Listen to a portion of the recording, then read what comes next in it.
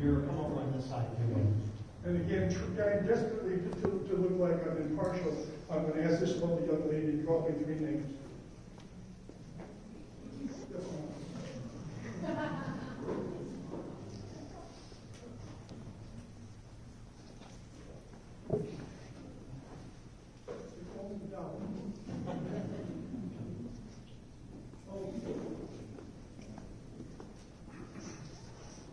And let's see, and you'll speak in the order.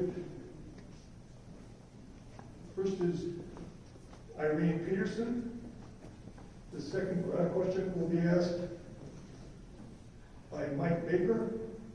And the third question will be asked by Pat Burns.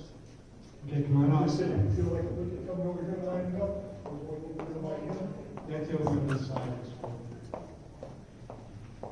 If you line up here in the front, people on this side will be mad because you're blocking the panel. And I don't want any part of this crowd to become so like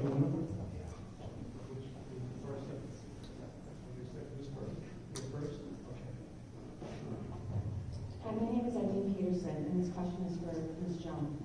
I'm a concerned parent of District D211, and I have largely seen that our concerns have been ignored. I want to know whether you are here to support the community and what the community wants, and not only the agenda of the school board or other political agendas. I want to know if you support the national sex standards, even though the majority of the community is against it, and if so, why?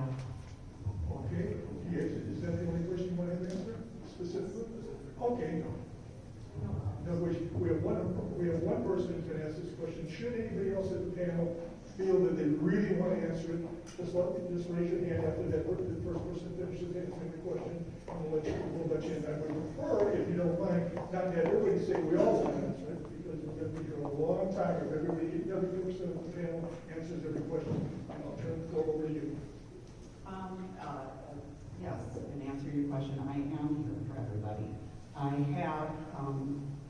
I have no political agenda, and I do believe that there's a political agenda on definitely around the sex ed curriculum. Will I vote for it?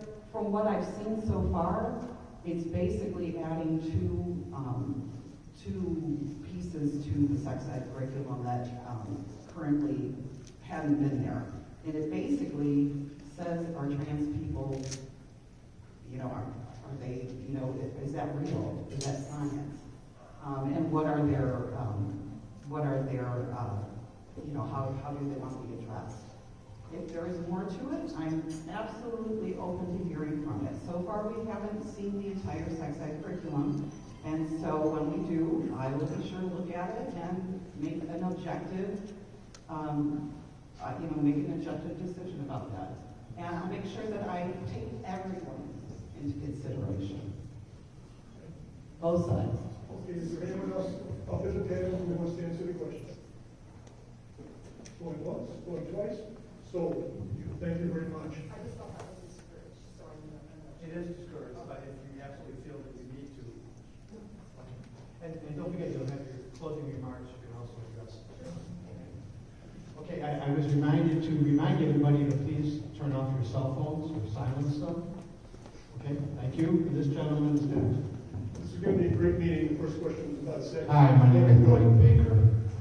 My question is, with the increased enrollment in special education in the high school district, which one of you would be for developing an internship program, develop direct support professionals at the high school level to work in adult day programs to group homes?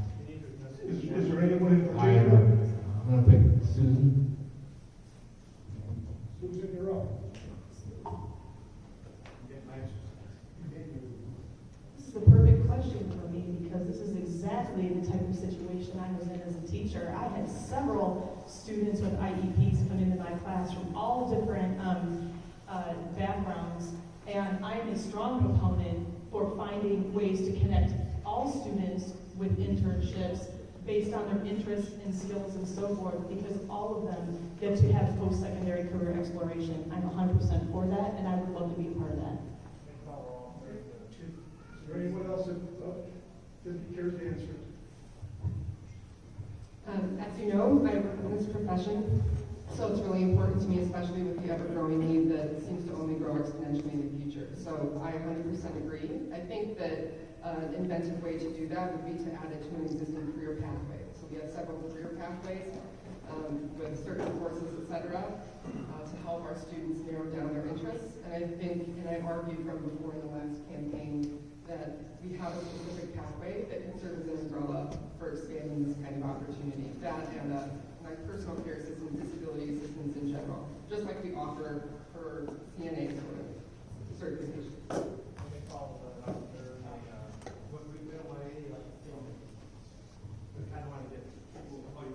I would. As I mentioned, my wife and daughter are both special educators, so I'd be remiss without commenting about this. Plus the fact that we are short in our teaching staff, as are most schools across the country. Not only do I think internships are important, but just educating our students on the importance of following a career in education, be it special ed or regular education. And I think it's extremely important that we pay attention to the needs of our students as individuals as well as in groups and address them as they come. Thank you very much. We have our third question. And here comes the microphone for you. Hi, I'm Pat Thurnis, and I read that only 3% of the school districts in Illinois have opted into the comprehensive personal health and sexual health instruction promoted by Governor Pritzker. Could you explain to me why it was important for District 211 to include gender identity and sexual orientation to every student? And I'm directing that question to Mr. Rosenblum and Ms. Cheryl. Okay, Mr. Rosenblum, you're first.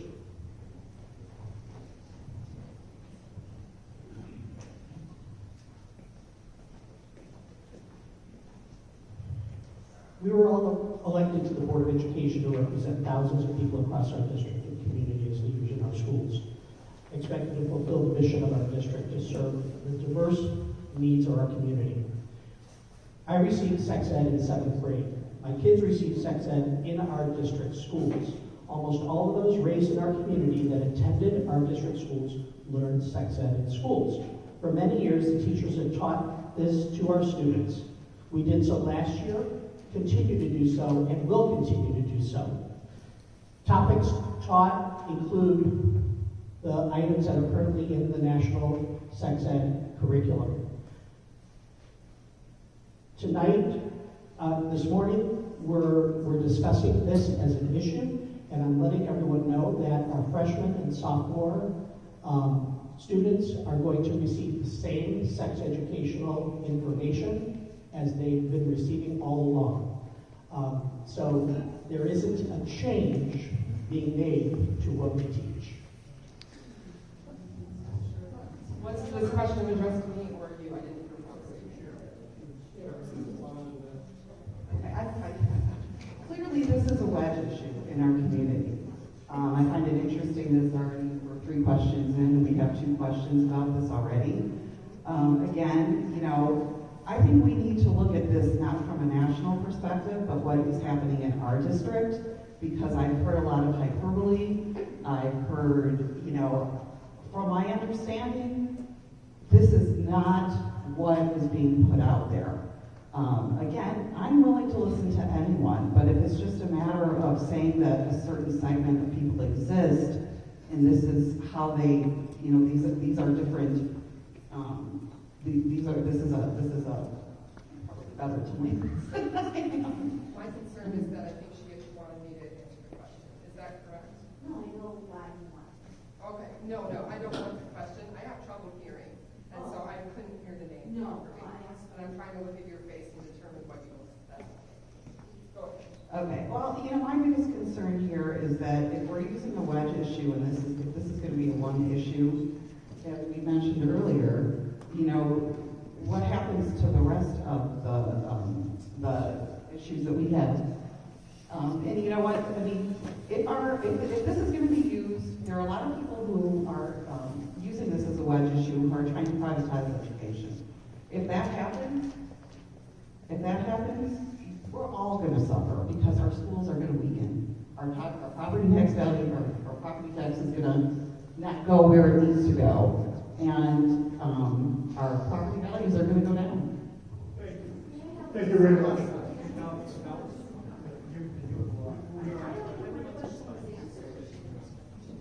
Pardon me? My question was not answered. I think what happened? Mr. Rosenblum says that the curriculum hasn't changed, and yes, it is changing. They're adding 2 new items to the curriculum, and I got that information from Dr. Small. Yeah, the issue is, I don't want to really have dialogue from back and forth. Got I think we'll never get out of it. So, yes, if it's an issue, it's an issue.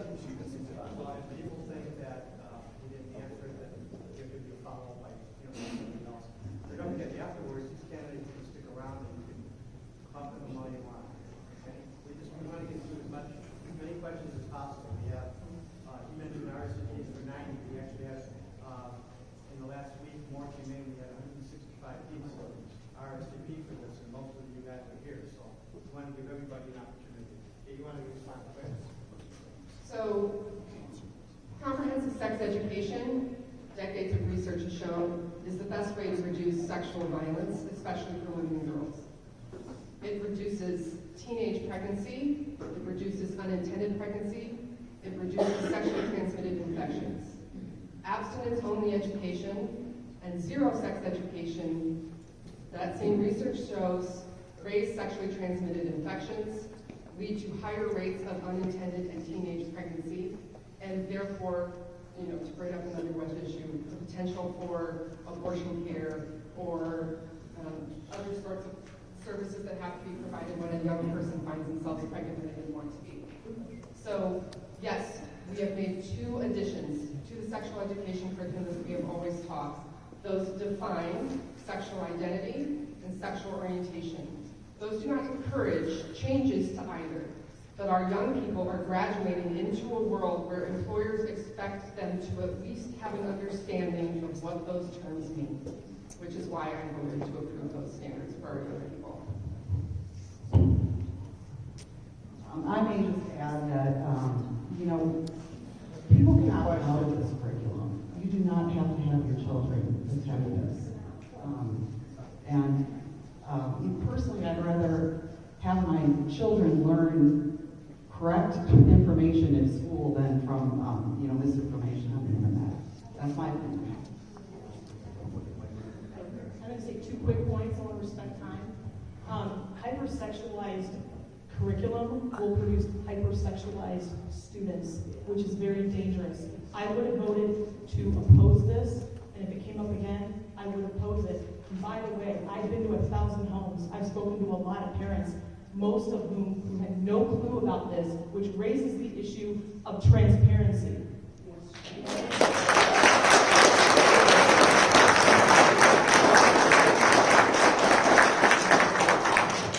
Well, yeah, we've corrected the record. There are changes. It's not the same. The second thing that I want to point out is one thing I will tell you about working with the board for the last 4 years. We handle an issue and then we move along. Okay, we know that there are other things that we are responsible for: budgets, levy, discipline, you name it, and we get the work done. So I can understand you may be concerned about a single issue. I don't have that concern. I really don't. The board, we are polarized. There's no question, but we do work together to get business done. Since everyone talked, I'm going to talk too, okay? Yes, Ms. Cabell is right. I mean, we're just adding 2 issues. The identity issue is adding to the sex education curriculum. I have a situation with that, and guess I'm not that inclusive as I thought I was when those were approved. And the reason is that there's no way that we can teach something scientifically and without bias in the classroom. And until I see the instructional materials that allow me, I'm not going to stop, that allow me to see the instruction is equitable and unbiased, I cannot weight on this issue, because I have to think about all the other 90% that have the gender female and don't identify with being male or female. And this needs to be addressed also. So I have an issue with that, and I would like to see the instructional materials. Amen. Okay, I think we pretty much got everyone.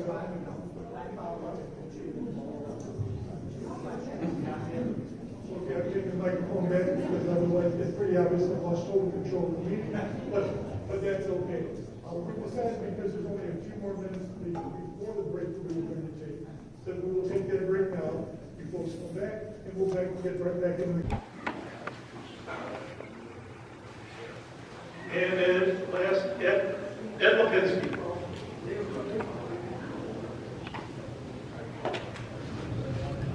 Ed, are you here?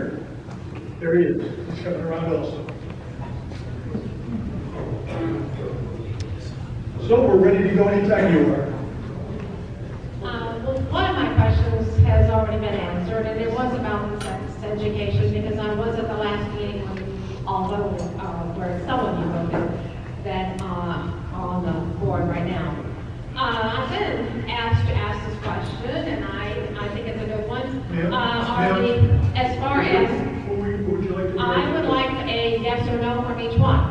Yes or no? We'll give that a roll as long as we stay with yes or no. Is that all right? Sure. Okay. Are the biological boys going to be allowed in a girls' locker room?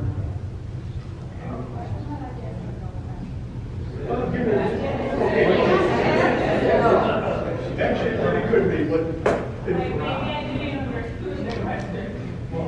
Well, we're talking about transgender, correct? As the board, the policy of the board in 211 is that yes, they are allowed in the locker rooms. If I The girls' locker room. yeah, if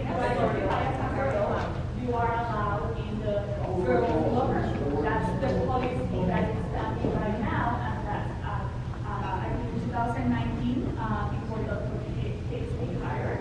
That's how it goes right now. And then that's, I mean, I defer to the people that are in the board right now, but I remember those meetings because I attended. Yeah, I think I could be wrong about this, but I think the question here is kind of asking for where you stand on it, yes or no. Asking me if I agree with that. I don't think you need a mic. I think everybody can hear me. I voted no on that policy, so that's where I stand. But I gotta tell you, it's the law. Okay, it's the law. It's reserved to the states. Okay. If you'll indulge me, we're only going to have one person speaking at a time. It's the law, there's policies, we have tampons and boys' bathrooms. It's the law. My short answer is no, I don't agree with that. My little bit longer answer to that would be I actually called the school about this issue when they said that they would provide separate quarters for my daughter if she was uncomfortable. And they referred to my daughter as a person with female genitalia who identifies as a girl. This was 4 years ago.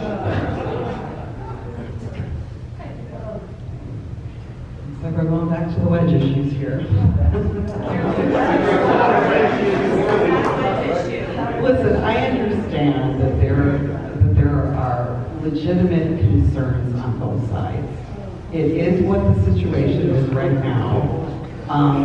My question is this where we want to focus? Or do you want to, okay, if this is where you want to focus, realize what's not being focused on now. And, you know, I understand both points of view. From what I understand, there haven't been real issues. If there are, I think we need to be specific. I think when you're asking these questions, we need to know specifically what has happened that's been detrimental to students. Boys and girls locker rooms are detrimental, that's what happened. Okay, guys, okay. I understand both sides, and I don't think that this needs to be a binary discussion.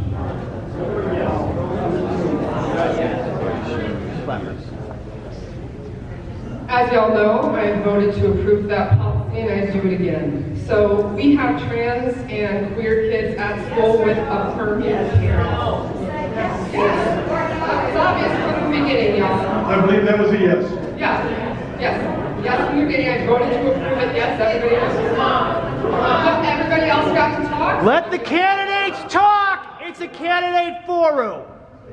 Yes or no? Please go, Kim. So, yes, I voted to approve that policy. I do it again. It's had no issues. And remember with our policy, kids with affirming parents, so parents who have decided to affirm their child's gender identity, are able to pursue that locker room access. Kids who do not have affirming parents are not able to access that policy. So I think it's important to remember that. So I will first tell you whether or not I would support it, and then I'm going to have just a couple words, hopefully brief. I voted for it when it was put forth as a policy. I did approve that. At the time that was going on, back in 2017 and 18, there was a lot of controversy. We had 350 people coming to our board meetings. There was a lot of fear-mongering going on with girls are going to get raped in the bathroom because boys are going to come in and say, I identify as a girl today. That is not how it works. If you read the policy, you see that there are very, very set procedures and ways in which that could happen. And there are accommodations that are available to offset that. Nobody's been raped in a bathroom. Nobody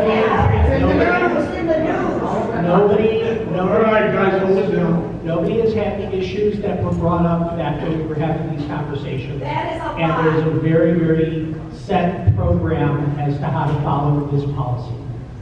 Okay, thank you. Okay. We're gonna move Next on. question. Okay, let's review the ground rules. No yelling at the panel. The panel, you gotta get a little bit better on yes or no.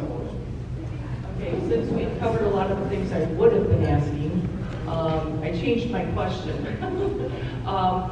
My question to everybody is, okay, let's say to Barbara and to Susan, I would like to ask, in an ideal world, what things would you change about the way things are being done or policies that are in place?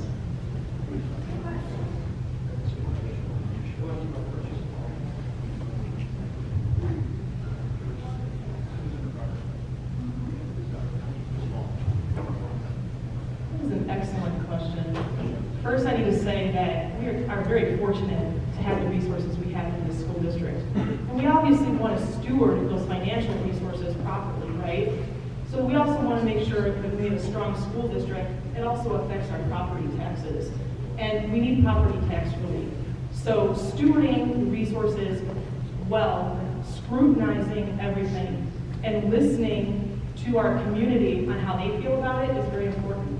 The second thing is I have become aware, I've had several teachers reach out to me and say they are in need of resources in the classroom and they have to go through a lot of red tape to get things like chalk.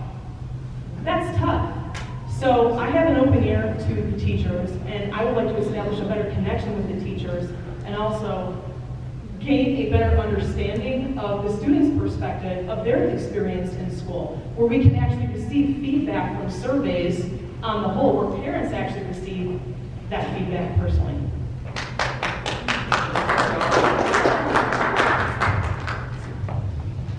Okay, in an ideal world, I would like the policies that are good, that are already established in the district to really trickle down to the operations of the district. Because there's a disconnect from some of the policies that support academics into the actual operations of the district. And one of the things that I would like to see is that students are addressed and have access to counselors more without you having to say, hey counselor, please contact my students. or I have a question, counselor, can you reach out to my student, or there is an issue with my son, and I have a need for you to contact my students. Students need career guidance, and they need to be supported, and they need to be able to speak with the counselors, but not by, oh, come and select your courses. It's more than that. It's they matter, and they need, people need to understand that we need to start connecting with these students. Okay, and we have a final question. Final moment. My name is Ed Lipinski. My pronouns are no one and nobody. And my question is for the non-incumbent candidates. And I'd like to know from each one of you whether or not you support the board's recent passing of the National Sex Ed Standards, NSES, and why. Susan and the first candidate here.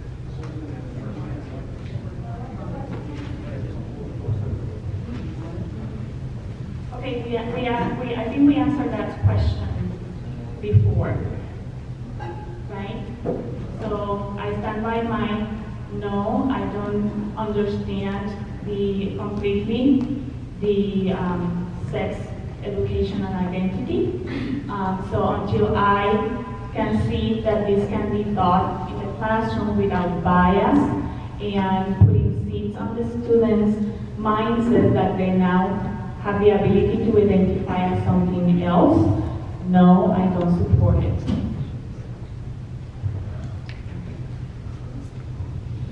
As I stated before, I absolutely do not support it.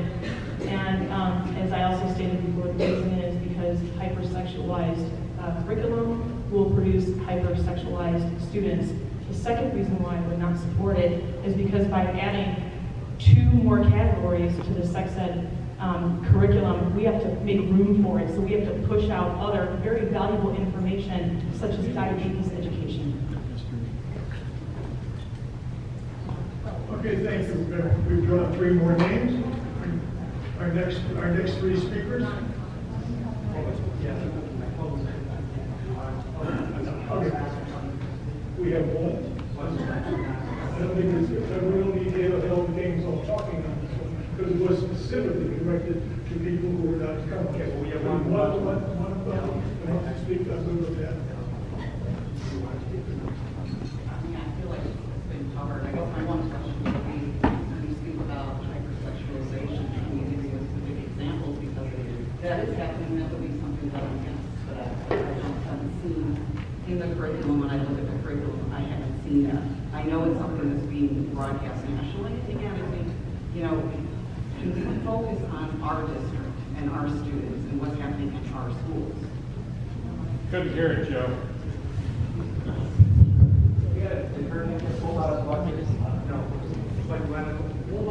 Move on. I think that if you are going to claim that we have hypersexualized content in our sex ed, then there needs to be, you need to tell us exactly what that is. I haven't seen it. If it's there, I'm against that. But I don't think that we can just be lobbying these claims without having some backup.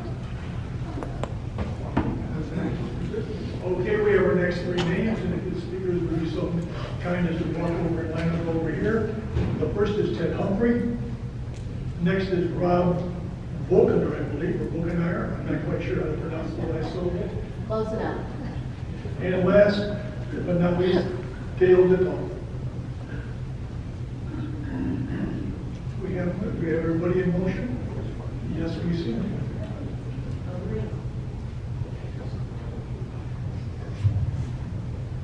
My name is Ted Humphrey. My question is addressed to the non-incumbent candidates. My question is a fiscal one. One or two, I don't want to get into the same thing again. Well, no, I'd like to hear from all 3 of the non-incumbents.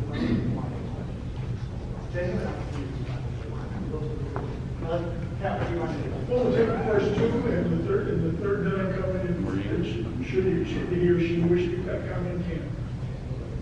Okay. So, as I understand it, there's a $200 million surplus with the board. Yeah, I think it's 1 or 2. I think most of us don't want our taxes to to go up. Number three, we talked to teachers in District 211, they would say class sizes are very large, they're oversized. It's very difficult to move students around, they go up or down in intercurriculum. If the class is too hard, they want to drop down a class, there's no room. So my question to the non-incumbents is, how would you balance fiscal responsibility with reducing class sizes?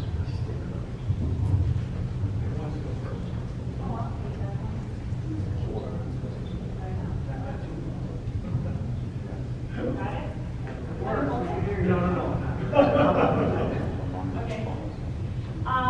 That's a multi-layered question. Because we do have a surplus, but we also need to think about the future. So right now, there are some funds that we have received because of the pandemic that are being used to support extra counselors in the schools. And when those funds are no longer available, how are we going to pay for those counselors? Our counselors are not providing that much service to our students because they are overwhelmed, and our average ratio for counselors is about 250 to 300 students per counselor. And then we ask them to help them select courses, support with careers and mental health. Plus, they have to be in the discussions with multidisciplinary teams to follow up to see if they're failing or not. The students that are in the average realm, they don't get support for the counselors and the parents. If they need to talk, they need to reach out. Sorry. And ask the questions. I told you he was serious. I know, I like it. Thank you. So I can relate to this issue because as a teacher in a vocational setting, I had a lot of special ed students with IEPs and so forth, and we provided individualized learning. I think a lot of you would understand that, and that's a practice that's done in the schools, whether they call it individualized learning or not. We want our teachers to have interactions with their students. Once you start adding a class size, it starts to impair the teacher's ability to have one-on-one time with students, and it also deprives the student from their needs of interacting with the teacher. So I would definitely be for discussions about allocating funds to increase teachers in classrooms. Well, this is one area that I think we can all agree on. Yes, I agree, both with the counseling and with making sure that our class sizes are doable for our teachers and providing our students with the best possible education. We are really lucky in this district that we don't have to go out for bonds, and that's something I would like to see us stay in that great fiscal situation. I think we need to try and work with what we have, appreciating that we do have some extra funds, and I think that counseling is something that's really needed right now, and we need to continue with that. Thank you. And Yeah, and, can I interject the reality here? if you don't mind, I prefer no reality in this one. We're getting more. Okay, well, Take a few seconds, please. those are great topics. By the way, the board president is sitting in the audience. I know she's taking notes. I'd like to see those on the agenda. Thank you very much.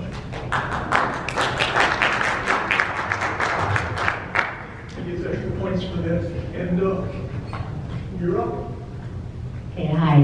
As a parent who's had 3 children go through the district, I have seen a rapid decline on the focus on academics in the district. And just from this brief forum tonight, I see the focus is off of academics as well. And that's the primary responsibility of schools and the district. And so my question goes to the incumbents, but if we're short on time, I'd really, in particular, like to hear from Susan and Barbara. But if we have time, I'd like to hear from Joan as well. And my question is, what can you contribute or plan to do to help did I lose it? Okay. District get back on focus with their primary purpose of providing providing stellar academics.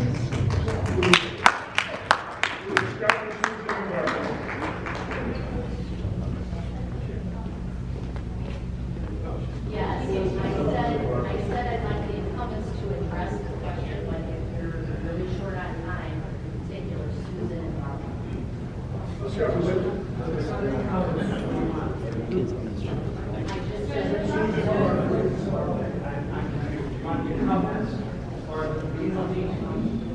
Oh, I'm sorry, the newcomers, I apologize. Yeah, I want the newcomers. That is an awesome question, because I do agree that while the NSES is a very hot topic, it's obviously the first thing on many people's minds. But at the end of the day, we want an excellent education for our students, right? When we spend so much time, this is the whole reason why we're opposing the NSES, because it's so focused on that we're not listening to our students. And we need to establish stronger communication with our parents. And I see parents be ignored. And I see emails not being responded, mine for some of those as well, and directly disrespected by members of the school board in the middle of open discussion. How do you move forward academically when you keep getting stuck on that issue? So I agree, let's focus on the academics, let's provide these kids the best education that they deserve, and focus less on trying to revamp the whole curriculum of the school with that particular content.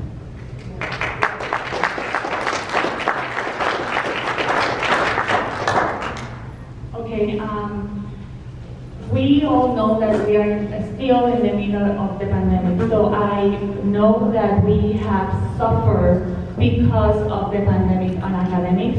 Our metrics show that, and you can find those on the board agenda. So yeah, our academics have dropped down. And I would say that we have really great teachers in place. So we need to focus on those trainings for teachers, for staff, and not only to continue putting those skills forward, but also we need to understand that the teachers need to connect with the students. That's very important. The academics go hand in hand to connections, and I think that our district needs that, academics with connection.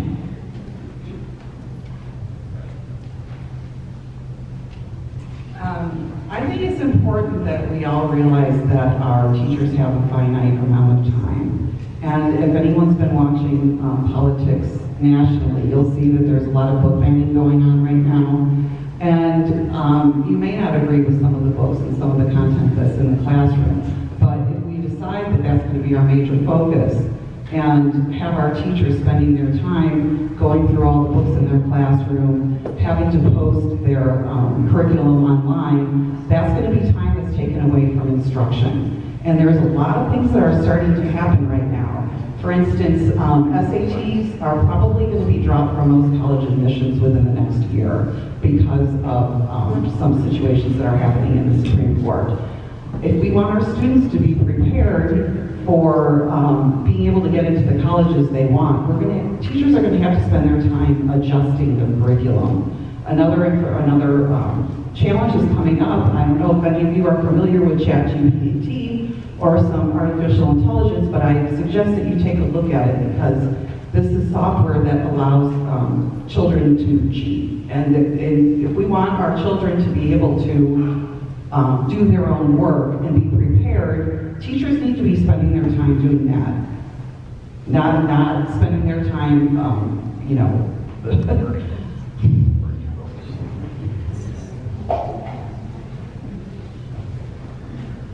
Real quick, we are the board, I'm currently serving on the Board of Education, right, keyword there, and that is where our focus and attention should be. Oftentimes we find ourselves needing to reach the body of the school district, so those are other things that we have to also look at, but education and student focus, and Robbie, I totally know where you're coming from on that, from your attendance at board meetings and such, so appreciate that. We do recognize our students, and we also just recently received our winter curriculum report as a board, and it's also available to the public if we're looking at our most recent Board of Education meeting, either this past one or the month before. So you can see more about what we are doing from an educational perspective.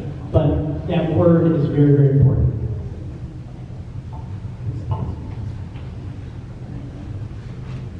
And our final question in this round. Thank you. My name is Dale Bidon. I'd like to direct this question to two incumbents, Kimberly Cavill and Steve Rosenbaum. Should our students be subject to indoctrination or be limited to academic education?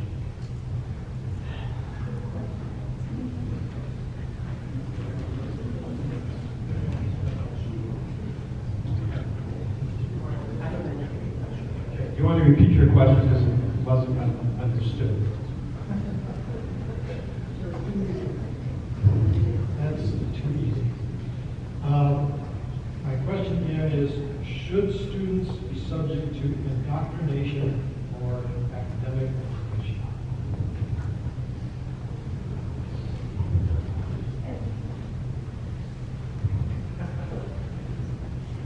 This raises a gotcha question. So all of our kids should have access to the same great educational opportunities that District 211 promises to provide.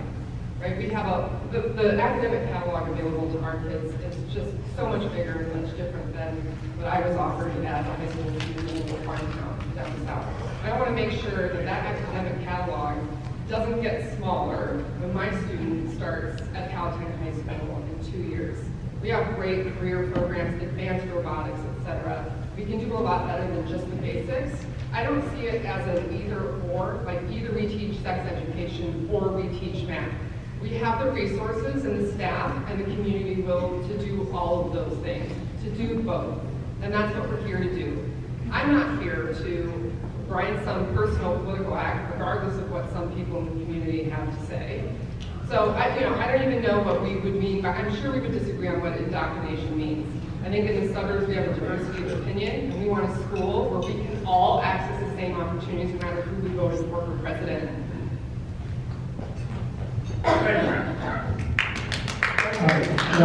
It was me too.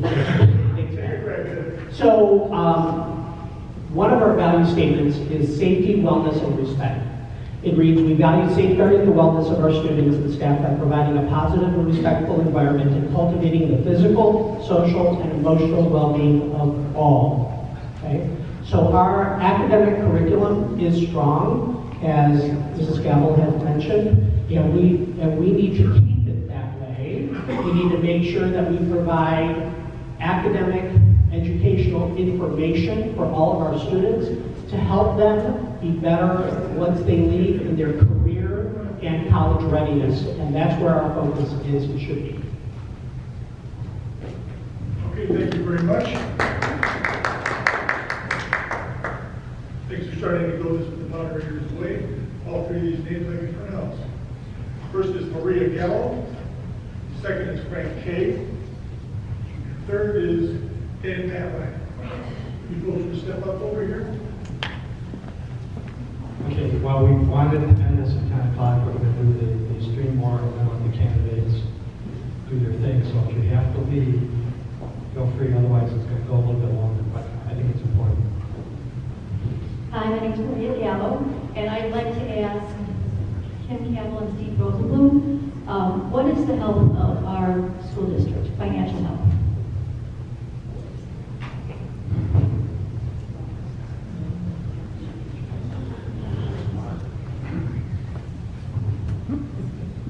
Thanks. Joe said it's an easy one. The financials are very, very important to us. We are a debt-free school board, right? A school district that feeds into ours just recently passed a referendum increasing taxes. We have increased taxes on our most recent levy. I did not vote in favor of that, if you watched last month's board meeting. And that's because I think we're doing very well as a school district. And with the community right now, we don't need to continue to increase asking people for more money when we do have money in reserves. And I think we have the money that we need for the next couple or few years to be able to stay stable and support what we need from a facility perspective, a staffing perspective, a resource perspective to our students. And I think we need to stay that way. That's why we evaluate this multiple times a year as a school board.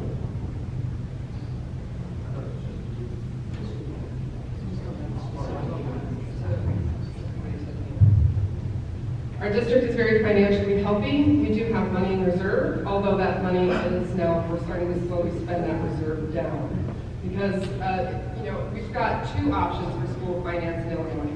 You can either finance through cash reserve, or you can finance through debt. We finance through cash reserve. There's pros and cons to both. I believe financing with a financial cushion, a cash reserve, is the best approach for our district, but reasonable people can certainly have different opinions on the matter. I do think there has to be guardrails about that. I don't think that just because the law in Illinois is written to encourage taxing bodies to tax to the maximum level, okay, is an excuse to just continue to do that for the sake of some hypothetical 20-year projection. But I also don't think that arguing for a flat tax and saying we're going to give up inflation and new property growth, which would tank our reserves and make us unable to cover our own bills within 4 years, assuming increases to the taxes year after year, is a sound financial decision. I reject extreme financial arguments, and I want to see our reserves spent down gradually rather than tank like the roller coaster at Six Flags.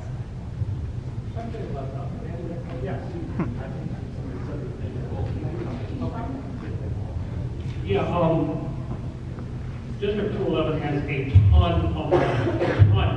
We can do whatever needs to be done, I will guarantee that.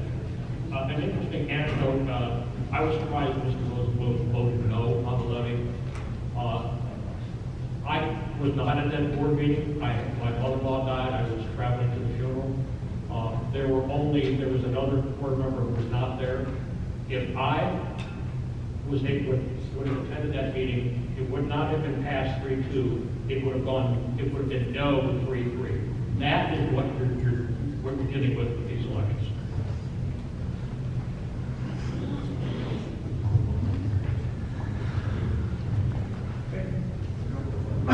With all this discussion about the, would you say, morality of our curriculums,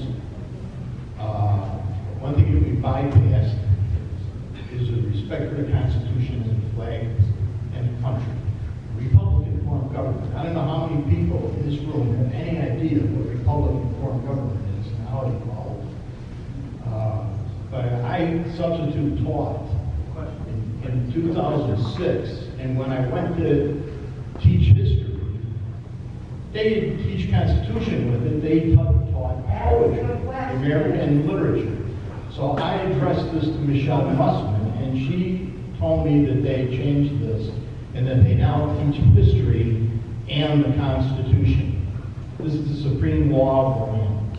So my question is, are we still teaching the Constitution? Or have we, like, Thoreau wrote Walled at Time, but in that same booklet is civil disobedience. So are we teaching respect for the flag, God and country? I don't care what God you believe in, but there's got to be a higher authority than us. Just as the overall. Okay, now call the ladies directly to the left of our speaker. Anyone else? The secretary does it. The lady. Okay, fine. Then I'll with the glasses. And then the lady in the khaki shirt.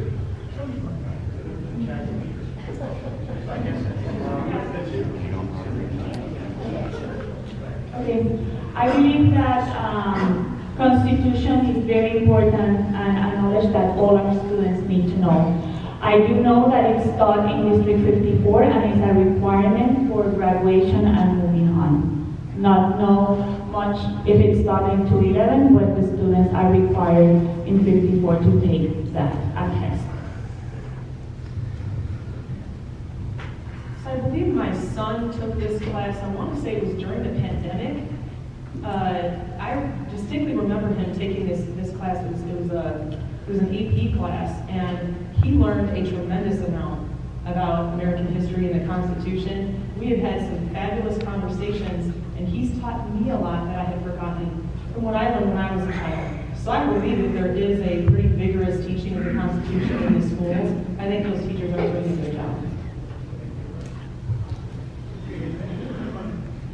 And who we have next?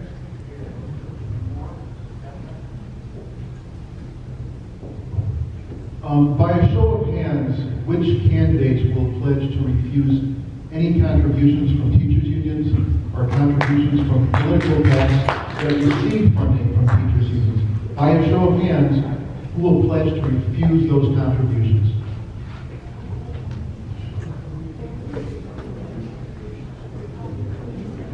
You guys understand the question, I assume? You want to dance? Explain it again.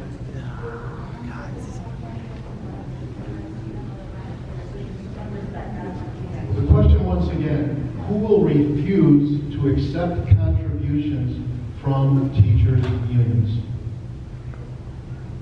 Thank you.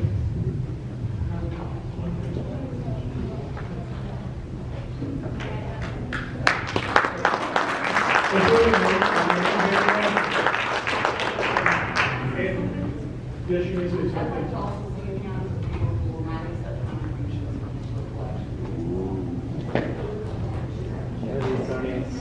Candidates aren't answering questions.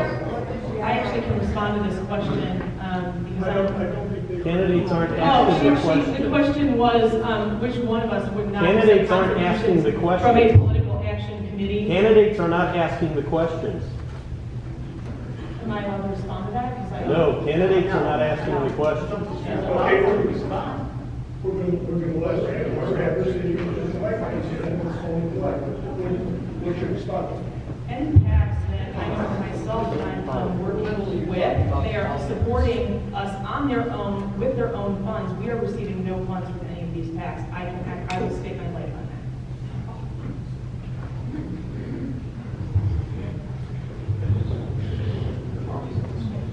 that. Okay, now we're about to enter, we're going to enter the 30-second close, and the 30-second close will start at the far end and work its way this way.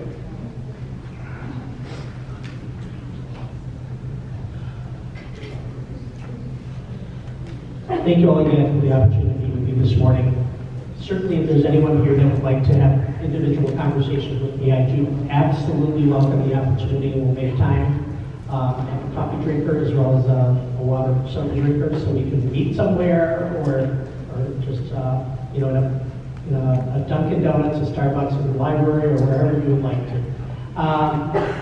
I'm running again to retain my seat on the District 211 Board of Education to continue the honor and privilege of representing the entire community in a leadership position and keeping our district one of the best in the area through fiscal responsibility, educational program quality and availability, student and staff safety, supporting students in their preparation for careers in college, and community communication, engagement, support, and transparency. I'm dedicated to serving you, and thank you for your vote and confidence in representing you on the school board. I know I'm not playing to my crowd today. I know I'm not the most popular woman in the room, so I want to thank everybody here for showing up and for the invite and the opportunity to speak with you. I think it's really important to routinely hear from people with whom we have disagreements. And I think the manner in which we conduct ourselves when we disagree sets the tone for our young people and how they're expected to behave in the district and going forward in life. And so I hope that though we might disagree on quite a few things, you and I in this room, that we can at least focus on what we should agree on, and that's having decent manners. I want to thank everyone as well, and I also invite anyone to contact me. I'm a coffee drinker as well. I might even have a beer with some people if they so choose. I'm really here, I think, representing the exhausted middle. And if, I'm not going to agree with everybody on everything, and our community, we don't all agree, but I think it's really important important that we at least have honest conversations and that we, really are trying to listen to each other without bias, because there's a lot of noise coming from both sides, nationally, regionally. And I think if we focus on our schools, our kids, our schools are going to be better for it.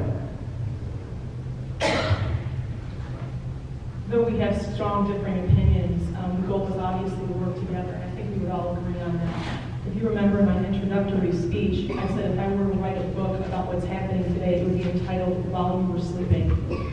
If you look into the board, what I would like to do is write a sequel to that book in 4 years, and the name of it would be The Kids Are All Right. Thank you.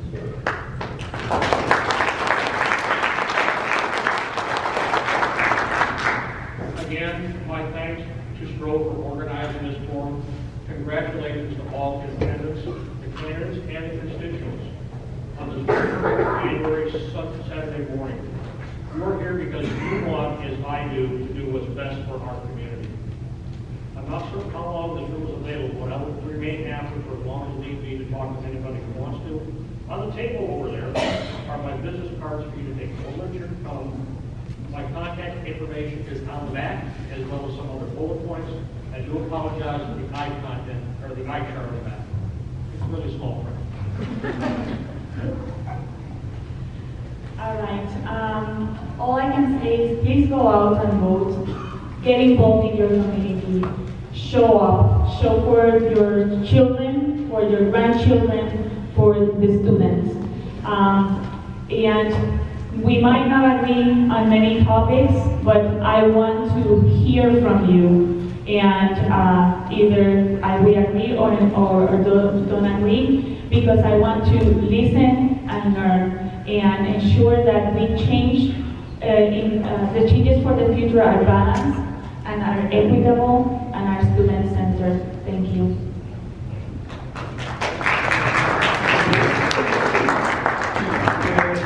From what I can see, that finishes our question and answer session. Before I step out, I'd like to thank you all for your participation. I'd like to thank the board up here, to my left, for desperately trying to stay within 1 minute and 30 seconds time that we gave them. I know it's very hard to do. I can introduce myself to people without taking 3 or 4 minutes, so I recognize that it's kind of hard to answer the question without my moving more on. And I'd like to thank you all for your questions, patience, and your stability. There was only one moment in this entire meeting when I thought it was getting a little ugly, and since 100 people were in that back door, I was a little bit worried. Thank you.